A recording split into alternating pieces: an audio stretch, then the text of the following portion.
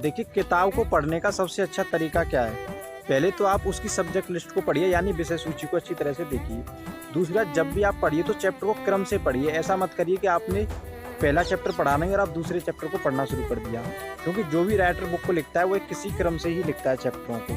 तो चैप्टरों को क्रम वाइज पढ़ें। फिर तीसरी बात कि जिस भी आप चैप्टर को पढ़ रहे हैं, उस चैप्टर को एक बार सरसरी निगाह से पढ़ जाएँ और उसमें कुछ भी आपको याद नहीं करना है। जब आप उसको सरसरी निगाह से पढ़ लें तो उसके बाद उस चैप्टर को ही अच्छी तरह से डीप पढ़ना है और अंडरलाइन करते हुए पढ़ना है। और जो आपको शब्द समझ में नहीं आ रहे हैं, उन शब्दों को या तो अपने टीचर से पूछ लीजिए, एक तरफ लिख लीजिए उन शब्दों को और तब टीचर से पूछिए, या फिर इंटरनेट से आप फाइंड कर सकते हैं उनका मतलब। इसके बाद अगला आपका क्या है कि आपने जो कुछ पढ़ा है फिर आप उसको बंद कर दीजिए किताब को और विजुअलाइजेशन करिए, सोचिए कि आपने क्या पढ़ा है और उसके बाद जो कुछ पढ़ा है उसको आप अपने पेज पर नोट डाउन करिए अच्छी तरह से और देखिए आपने उसमें से कितना आप लिख पा रहे हैं।